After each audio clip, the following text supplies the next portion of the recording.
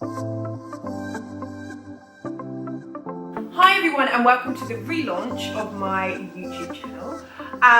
If you guys followed me before, you know that I kind of did a few singing videos here and there. I did a few kind of collaborations with companies, but things and times have changed. So I'm back, however I'm back in a completely different way. So I am dedicating this first post to something that is really important to me. I did a story on my Instagram asking people to ask me questions in relation to my life, my faith, my religion, and everything about that. So I have so many powerful questions. The first question. So this is Chanel's question. The 3 main things you do to be still right now and focus on God. What a good question. My routine now is I watch a mass at 12. I do some prayers at 3. I'm specifically dedicating less time to my phone to dedicate it to prayer and being able to connect with God more. And I'm talking about it a lot more as well and focusing more on that rather than, bad things that are going on in the world currently, focusing on the news, focusing on figures, but that obviously are important. However, I'm focusing more on prayer and more on my faith and my journey and what I should be doing now. That is my friend Abena. Moments in your life where you know for sure that it was God moving. How many times, if I had a list, if I had proof of how many times I've had an experience and I've texted my mum, for example, because she's always the first person I seem to text, and I say, okay, you will never guess what has just happened.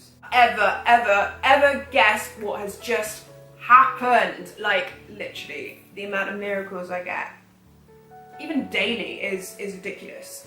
But I suppose in a more recent sort of time frame, this whole coronavirus thing, I wasn't tested, but I am pretty sure that I did have it, and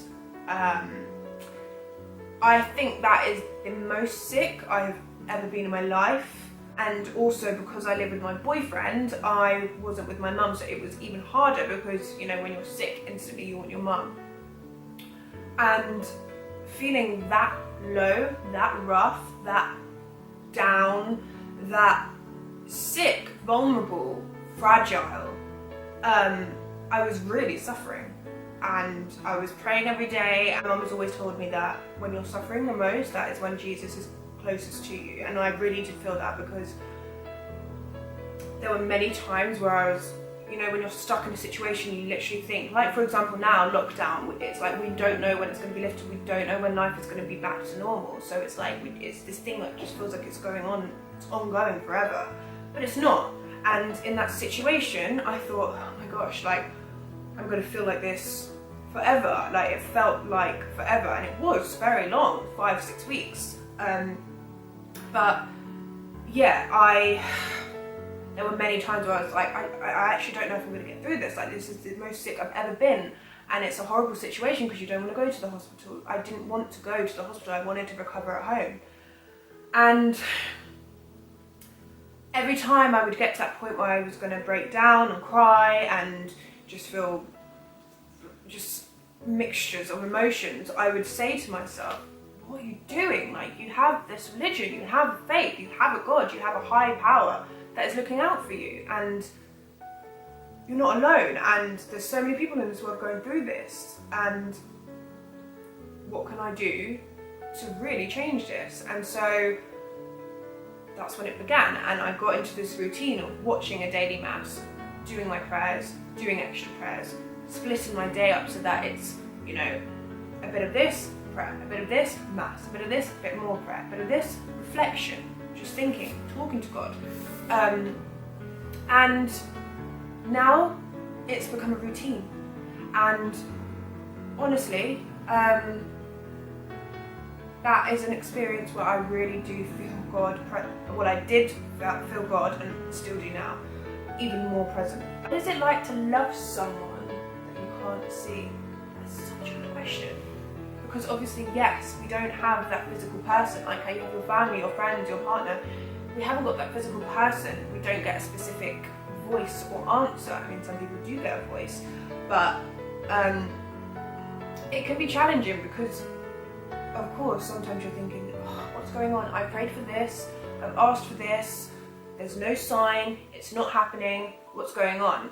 And the thing that I always remember is that God answers every prayer. The options are yes, no, maybe, or not right now. So there have been times where I've thought, okay, I prayed for this, I know that this is something that I need, or it's not affecting anyone, it's not harming anyone, it's something that is good for me. Why is it not happening? And many times in the past I've been ignorant and I've thought, okay, like, am I going to lose a bit of faith now? But it literally was just God saying, okay, hold on, not right now. And then I have looked back and there's been things I've asked for in the past before, and now it's happened. And it's not come true because it's not a wish, but it has happened. And it's just that case of you need to wait for the right time. It's just having that faith that you've been given examples, you can feel his presence, you can see that things have been answered, and it's just that thing of, you don't have to see it. You know what your call from God is yet. If you asked me this a year ago, maybe even 5 years ago, I would have said, I would like to be an actor. I have been training as an actor and a dancer and a singer for the past my life. I also do teaching. I teach musical theatre, so it's still in my life, very much performing arts. Maybe last year I would have been like, yeah, influencing, blogging, yeah. I think that with a mixture of acting, modelling. Now, going through the recent experience that I've gone through, getting closer to God and Jesus, and by wanting to actually get closer to God and opening my heart up, he has opened my eyes, and I honestly believe that, okay, yeah, blogging and fashion and health and all of that I do is great. It is always going to be an interest to me. However, if that was how I was going to grow my social media presence, then great. Now I have that audience, and I have so many new followers, for example, that are all over the world that have that similarity and feel that it's slightly different now to what it was even this year, beginning of the year last year. And I feel like this video, for example, is the start of many, the start of a series of these videos, the start of maybe me doing talks for young people. I don't know, people have always said like I should do stuff like that, or if it's an acting thing and touring it around schools to do with faith. Moving on to Rashida, maybe on a talk show panel together soon. That's going to be really, really cool. Can't wait for that. She's asked me some amazing questions. So, how has your relationship with Jesus helped you in your career? So, I believe that, you know, anything that I'm doing that is through a gift that God has given me, I believe that he has his hand in that a huge amount. So for example, blogging, like I've always been quite computer savvy. I haven't always enjoyed writing, however I've always enjoyed fashion, things like that. Acting as well, a huge amount. I was very fortunate to go to many dance drama schools as a child growing up, and yeah, up until like obviously when I graduated. So I've been very fortunate, thanks to my mum, in terms of deepening and refining that skill. Yeah, God is always there, and he's always trying to mould me into the best that I can be, and I really do feel him present, and I do want to do more performing arts, I do. However, I do want to do it in the correct area. As much as I thought musical theatre was for me, I still do think it can be. However, it's not my only goal. I think there's something bigger. I'm saying, okay, I mean, I'm reading the Bible, I don't really get it. Why is God saying this? Why is this written like that? And it's a thing where you're not supposed to take things literally from the Bible. God wasn't he wasn't stupid. He wasn't just going to give everything of him away to someone that, you know, is just the everyday person that just doesn't really care, or, you know, doesn't want to give his life up to God and isn't really serious. He wanted to give it to the people that dig that extra bit deeper and want to, you know, want to keep God in their life 24/7 and you know, offer things up in return for his guidance and wisdom. It's when you read the Bible, it's not just reading the Bible, you have to dig deep, and it's almost like a secret code, and when you nail that code, you've got the fundamentals of your life. So, not saying I've cracked the code, however, I've seen a massive difference from when I would just read the Bible and when I am actually reading the Bible and relating it to today, relating it to my life, my family, my friends, everything. This person is actually Danielle, who's the producer of I Know As War. So she asked what being a Catholic looks like to a young person. Some people move away from the church because they feel that if they've done a sin, it won't be forgiven, and therefore they don't have the right to be going to church. That's wrong, because God forgives all of our sins. As long as you are deeply sorry and you are going to really try not to do it again, then you're forgiven. Not to say you can go and do something, go to confession, be resolved of your sins, and then do it the next day. That's not the point, and God knows what's really in the heart.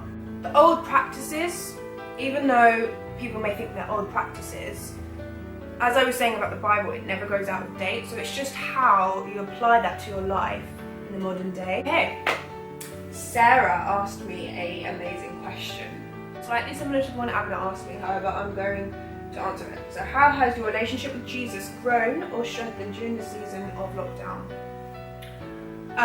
As I said, I'm going to wrap this up a little bit, not wrap this whole video up, but I'm going to wrap this up because it's similar to the question. So, from being sick, lockdown was then implemented, sick, got worse, got better, got worse, got better, got worse, got better, literally non-stop.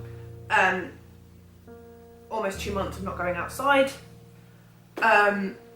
forced me, in a way, to really sit down and cut off social media. I wasn't posting, I wasn't doing anything blog related, drama related, whatever related, I wasn't doing it, I wasn't working. It was just me and my body, and I was thinking, okay, what is the only thing that I can do to strengthen my body other than paracetamol, which is what the doctor told me to take, which weren't helping anyway. And that's when I was like, okay, so maybe I got sick. Maybe I got sick because I got sick like everyone else got sick. But when I thought about it a bit more, I thought, okay, now looking back at what I have actually done in this time productively for my faith, I have thought to myself, maybe I was so close to tipping off that mountain, off that cliff, whatever, however you want to picture it, that I had to get sick like that to slow down, to cut back to basics, to really, really, and really, really implement and give my life back to God. Do you have any faith-based movies that you have loved? So Breakthrough, which is where I found that song, Oceans, is a stunning film, so good. Different kind of theme movie. This one is called Unplanned, and it is about a very sensitive topic, and I wouldn't recommend it to the younger audience. It's something that I think every single woman should watch. It's called Unplanned, and it's about abortion, and it's about the effects of it, what actually happens, not like physically, but as in what many people won't know, what many doctors won't tell people.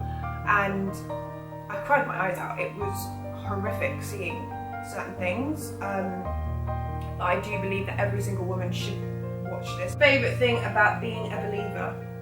I've had so many signs when I know I'm doing something I should not be doing, and it's like, there have been times where I've obeyed and I've left it, and there's been times where I have gone through with it because it's what I wanted to do, and I know the differences, and I know what I would choose now. But for me, it's those moments where you have those small miracles. Like, it doesn't have to be a massive miracle, it's the little small miracles. Would you like to deepen your faith with God? I would like to continue my routine at the moment because I feel like I just feel very grateful for my health, and I feel blessed, and I'm feeling good, and I'm feeling inspired and motivated in many different areas. I want to continue, I want to deepen it even more so. I want to be able to spread this joy that I have to others more. Moving on to Shayla. So basically she was asking for encouraging words to people who maybe don't have a belief or believe in other things. For people that don't believe, I would never force anything, and if it's God's will, He will, He will present to you a sign, and if it's not for you, then that's fine. Okay. We're in this situation, what's the best that I can do? Not how much weight can I lose, not how much creativity can I produce, not how amazing food I can learn and make. It's not about that, it's about thinking that when lockdown is released, when things do go back to normal, are we just going to go back to how we were? People not giving a damn, people not caring about the environment, people not caring about their self, people, the world was a very strange place where we've left it, and bars are closed, clubs are closed, like so many things that can actually damage our souls have been closed off and stopped. And it's a case of thinking, okay, am I going to be positive in this time that we have away from the world? And when we are back into the world, am I just going to go back to the things that I used to do that aren't good for my body, aren't good for me? Or am I going to go back and be this new person and feel as strong as ever? And if it is a case of looking into a new faith, if it is that thing where you are interested, asking people that are obviously religious and asking questions and not being afraid to ask questions. And if it's not for you at all, then being able to live life to the full and to make sure that you really are happy and satisfied. For me, I really don't know what my life would be if I didn't have my religion, and that's just a personal thing, and I can't force that on anybody, and I wouldn't want to force it on anybody. But luckily I have been within a family that have supported that and have nourished me since being a child to be able to get to this stage. And some people don't have that, and it's a case of just finding what's right for you. And once you find what's right for you, then you'll be able to live your life in the best way. And many people will say, you know what, if you're not Catholic, you won't have a good life. And you can't say that, because that would just push people away even more. But yeah, I guess to remember that when things feel like they are dragging and going on and just, it's never going to end, we will come out of this, and it's just making sure that we come out this stronger rather than not. What most connects you to the Lord? And it's no offense to anyone, but I connect to the Lord when I go to church and when I'm on my own. And when I'm on my own, it's not a case of worrying about what the person next to me is doing, whether it's a family member, whether it's a friend, whether it's a boyfriend, whether it's anyone. When I'm alone, I'm able to focus on the priest, I'm able to focus on the word, I'm able to focus on what God's speaking to me about in my heart. I'm not worrying about the person next to me, I'm not worrying about making sure I'm doing the right things. And that for me is the most touching thing, when I'm able to connect to God alone, in church, having a service. I feel the difference. I really do feel the difference when I go on my own. When I sing, it's almost like I go into this small bubble of mine where I'm in a world where, nothing is evil, nothing is dark, nothing can bring me down. I'm full of this, it's like my own bubble. It's like a bubble of Phoebe singing, and I feel safe, I feel calm, I feel at peace, and I believe that is something that I need to work on in terms of spreading my gift to others more. Being born into the religion, when did you take your faith into your own hands and it wasn't just following your parents' church every Sunday? So for example, I said that earlier about confirmation. So I think it was at that point where I had to make the choice to go to my classes. I think it was like every Saturday or every few Saturdays, make that commitment, do the sacrament, and then follow through and actually, you know, research more and like do things more independently. So I think it was that, and that was year 9. Do you think you can pray too much? Now, me personally, I actually don't think that you can ever pray too much. There is no limit. I feel there is no limit, and I think that is personal to everyone, how much they want to pray and how much they want to commit. If you pray loads, or you don't pray loads, it doesn't mean that one's better than the other. It's all personal, and I feel that asking for help, praying too much can never do any harm, because you're communicating with God, you're showing God that you know that He's there, and you're asking for help, or you're being grateful, or whatever it is you're praying about. I don't feel like there is ever a limit to what you can pray about. Thank you if you've got this far. I've talked a lot, I haven't really moved. Yeah, I honestly just feel that this is something that I need to be doing a lot more, and I would rather be doing things like this rather than just being on Instagram all day, which there have been many days where I literally am just sat on social media and just not feeling great about myself, about anything, like just the internet can influence you in such a bad way, and I want to be able to do things more like this to influence people in a positive way. And even if you're not a believer, you know, certain things, it doesn't matter if you're a believer or not. Like, I'm just, you know, giving my personal opinion on my faith and how I go about my life, and believe it or not, you may have similarities to me or not, and I'm not objectifying certain things, I'm not cancelling out certain things, I'm not saying this is right, this is wrong. This is just my personal opinion, couldn't find the word.